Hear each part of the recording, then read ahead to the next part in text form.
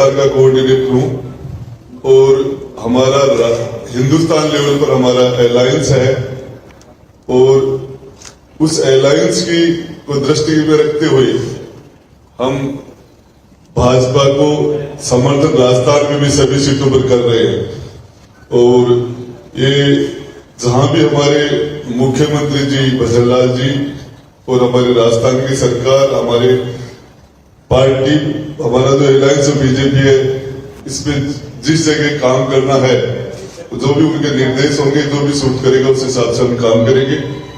पिछली सरकार के अंदर जब गहलोत साहब ने जिस तरीके से सरकारी मशीनरी का दुरुपयोग करते हुए उन्होंने चार्ज लगाते हैं आज कि ईडी का दुरुपयोग हो रहा है, सीबीआई का दुरुपयोग हो रहा है और इनकम टैक्स का दुरुपयोग हो रहा है।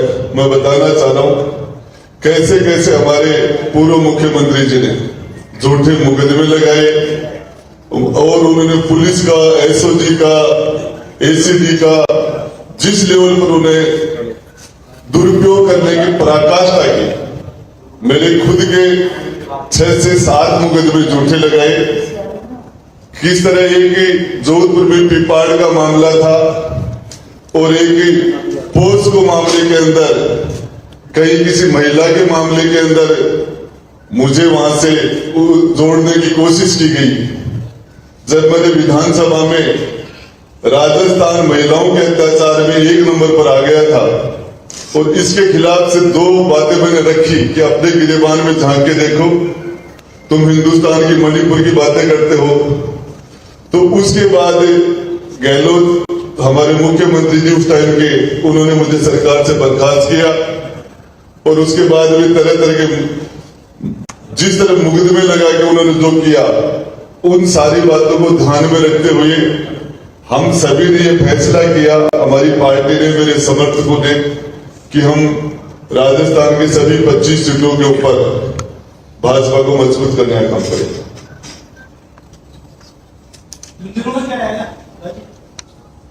25 सीटों के अंदर जैसे मुख्यमंत्री जी ने मुझे निर्देश दिया कि आपको जालौर और सिरोही में काम करना है और हमारे मुख्यमंत्री जी ने उनकी विशेष गहलोत साहब की मेरे ऊपर विशेष कृपा थी तो वो मेरे वहां बार बार विजिट करके जिस तरीके से उदयपुर पार्टी को उन्होंने गोद लिया, जो किया, तो वो भी उनका जो ऋण है वो चुकाने के लिए मुझे जालौर सिरोही भी जाना पड़ेगा। इसके अलावा चाहे नागौर हो चाहे किसी भी जगह जहां भी हमारी पार्टी हमारे यहाँ का जो संगठन जो भी मुझे निर्देश देगा।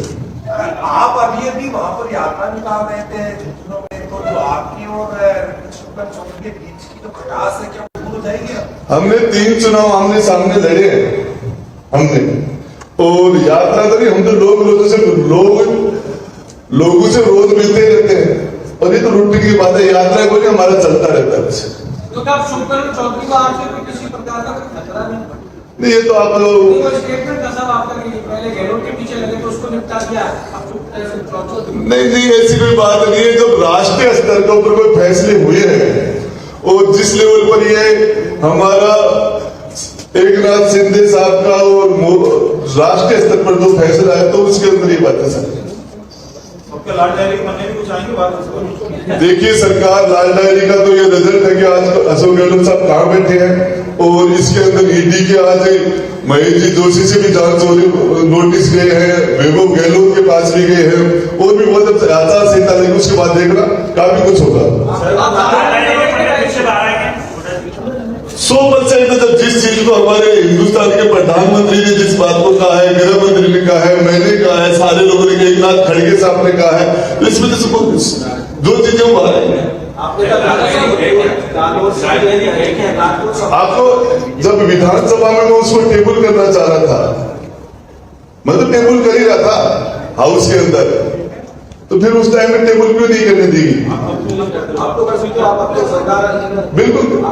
देखिए, इसके अंदर अभी चुनाव आचार संहिता है, इसके बाद में पार्लियामेंट चुनाव के बाद में जो लोग हैं जिन्होंने भ्रष्टाचार किया है, जिन्होंने जो भी किया उनको किए तो उन्होंने क्या उसकी सजा मिली। जब आपने जो है सार्वजनिक किए उसके बाद ये हालात हो गए और भी कर दीजिए 250 पन्ने के आसपास। कुछ बचाया नहीं बचा, लैंड डायरी में खत्म हो गई। कंटेंट तो लाइए बाहर।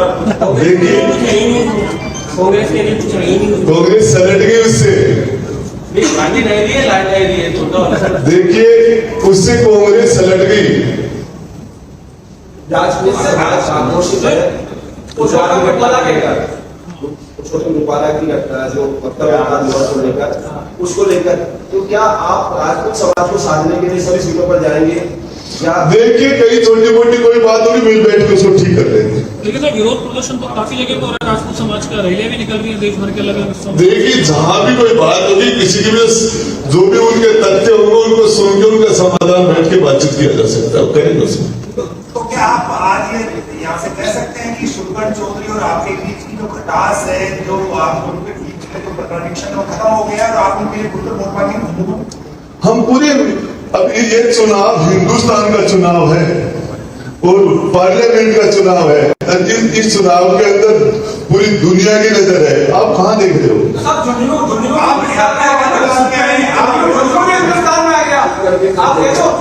देखिए पूरे हिंदुस्तान लेवल के ऊपर हमारा और बीजेपी का नेचुरल अलायंस है, और इस अलायंस के अंदर ये जिस लेवल पर ये फैसले हुए हैं वो उस लेवल पर ये सारी बातें उसमें आ जाती है। तो आप झुंझुनू जाके शुभकरण चौधरी साहब मन साझा करेंगे? देखिए आप इतने उतावले क्यों हो रहे हो? मैं आपको बताना चाह रहा हूँ इस पूरे मामले के अंदर कि इस पूरे मामले में जो भी चीजें आपके सामने आ जाएगी। आप जादौर और शिवहर में प्रचार करोगे क्या? नहीं, मैं राजस्थान भी करूंगा, बाहर राजस्थान के बाहर भी गई और वहां भी करूंगा। अभी गुजरात के लिए गए वहां भी। थोड़ा जी मेरा ही सवाल था, पहले आप गहलोत साहब के साथ थे, उनके मंत्री रहे, फिर विरोध हुआ, आप सचिन पायलट को समर्थन देने लगे, फिर शिंदे साहब के पास चले गए, अब बीजेपी को। मेरी बात तो सुनो सर, आपकी क्रेडिबिलिटी पे बहुत बड़ा सवाल है, क्योंकि लाल डायरी करके आपने समय निकाल दिया, चुनाव हो गए, आपने तथ्य और लाल डायरी रिलीज नहीं करी 2-4 पन्ने करके, तो आपकी क्रेडिबिलिटी पे भी सवाल है। देखिए मैं आपको एक बात बता देता हूँ, इस मामले के अंदर ये जो आप बात बता रहे हो इसमें नीतीश जी का भी जिक्र हो जाता है, और इस पूरे प्रकरण के अंदर हमने उस टाइम में जनता के हितों को ध्यान में रख के और गहलोत साहब की सरकार को समर्थन दिया था, और उसके बाद में जो चीजें हुई वो आप सबके सामने है, और जो कुछ हुआ कोई भ्रष्टाचार की बात है। उस मामले के अंदर सीधा अशोक जी और बाप और बेटे पर दोनों पर सीधे आरोप लगे थे, और मैंने सारी चीजें आपके सामने रखी थी। और इस पूरे मामले के अंदर हमारे क्षेत्र के हित में, आज देश के हित में, और वर्तमान में नरेंद्र मोदी जी से बढ़िया नेतृत्व नहीं हो सकता, और इस चीज को ध्यान में रखते छोटी मोटी बातें खत्म हो जाती है। थोड़ा सा क्योंकि आप पूर्व में अशोक गहलोत सरकार के कार्यकाल में मिट्टी में रहे और उनके देते हुए आपने कई चीजों पर बोली 2 बार 2 बार क्या आगे अब जालौर और सिरोही में आप जाएंगे, तो क्या विशेष प्रेम है अशोक गहलोत के बेटे से? वो तो शेखावटी से छोड़ेंगे आप? गहलोत साहब का विशेष प्रेम था मेरे से, जो बार शेखावटी मेरी विधानसभा में बार आए थे वो तो फिर होगा। तो कर्जा चुकाने के लिए जाएंगे आप? हाँ कर्जा चुकाने के लिए? हाँ ऐसा ही कुछ, वो ऐसा कुछ नहीं है। मैं बताइए आपको कि ये जो पार्टी का जो निर्देश होगा, मुझे कहा गया कि मैं वहां जाऊंगा। तो क्या बीजेपी में आपकी ज्वाइनिंग कोई आने वाले दिनों में कोई संभावना है? लोग ये भी कह रहे हैं कि आज शिंदे को समर्थन कर रहे हैं। देखिए ऐसी कोई बात है, अभी जो हम बैठे हैं हमारा अलायंस है, और ये बहुत ही नेचुरल अलायंस है, और इसके उस अलायंस के हिसाब से हम आज बीजेपी को सपोर्ट कर रहे हैं, और इसको हर लेवल पर सपोर्ट करेंगे। निकट भविष्य में बीजेपी ज्वाइन करने की कोई संभावना नहीं है आपकी? तो इस मामले के अंदर आपने इसका मैं जवाब हाँ में दे रहा हूँ। हाँ हाँ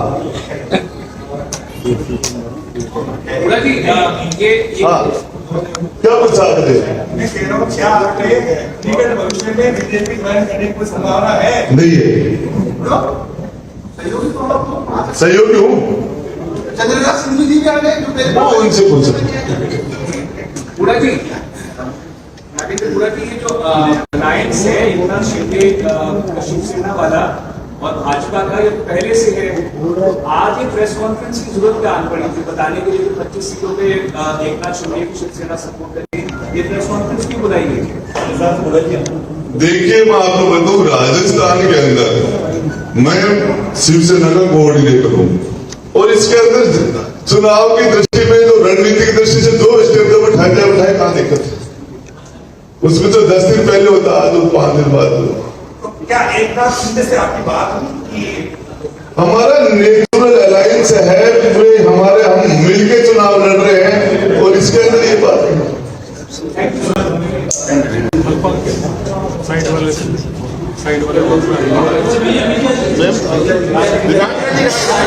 विजय नाइक से निवेदन करूंगा प्रेस को बोल रहे थे तो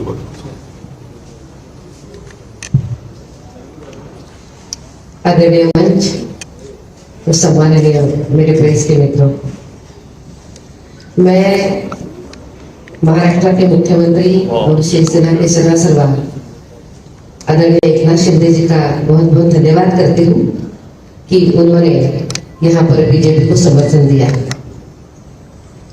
शिवसेना के साथ हमारा जो अलायंस है ये नेचुरल अलायंस है और आज महाराष्ट्र में भी हम साथ में बहुत अच्छा काम कर रहे हैं।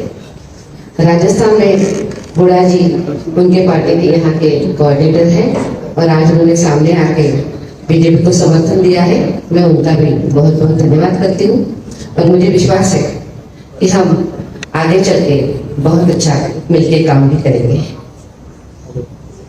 एक सवाल है आपसे, ये जो अभी चुनाव हो रहा है लोकसभा चुनाव, तो राजस्थान की बात की जाए तो पूरे प्रदेश में जो बड़े नेता है वो अपने अपने क्षेत्र में प्रचार कर रहे हैं। कोई बड़ा नाम यानी कि बद्रीलाल शर्मा के अलावा कोई भी बड़ा नाम नहीं है। खुद जो है प्रधानमंत्री को आना पड़ रहा है, अमित शाह को आना पड़ रहा है और जो वसुंधरा जी है वो अपने बेटे का प्रचार कर रही है, वापस अपने अगले बार भी बढ़ जाती है, मतलब प्रचार नहीं कर रही है।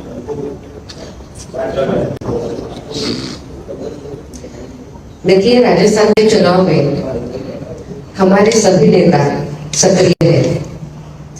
प्रधानमंत्री जी का यहाँ पे आना बहुत स्वाभाविक है क्योंकि उनकी रैलीज हर प्रदेश में कोई जगह पे जरूर हो रही है। भारतीय जनता पार्टी के प्रदेश के नेता सक्रिय है, अपने अपने क्षेत्र में काम कर रहे हैं। वसुंधरा जी भी अभी दुष्यंत जी का फॉर्म भर के कुछ दिनों के पहले उनका फॉर्म भर गया है, वो सक्रिय थी, वहां पर भी थी, आगे चल के भी सभा उनकी शुरू हो जाएगी। ऐसा है कि सभी लोग पूरे देश भर में अभी चुनाव चल रहा है। कुछ जगह पे कोई रहेगा, कुछ जगह पे कोई रहेगा, वहां पर भी वो आएगी। विधानसभा में एक लोकसभा तक सीमित हो गई है, इसका मतलब क्या है?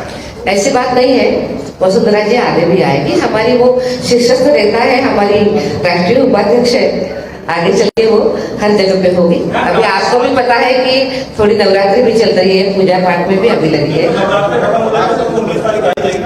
नहीं, आपका दूसरा चरण पूरा बाकी है उसके लिए, और उसके पहले भी आएगी। राजेंद्र बुढ़ा जी ने इतना बड़ा बलिदान किया, अपने साथ में आगे अलायंस किया है, तो आने वाले समय में पार्टी इनके लिए भी विचार करेगी।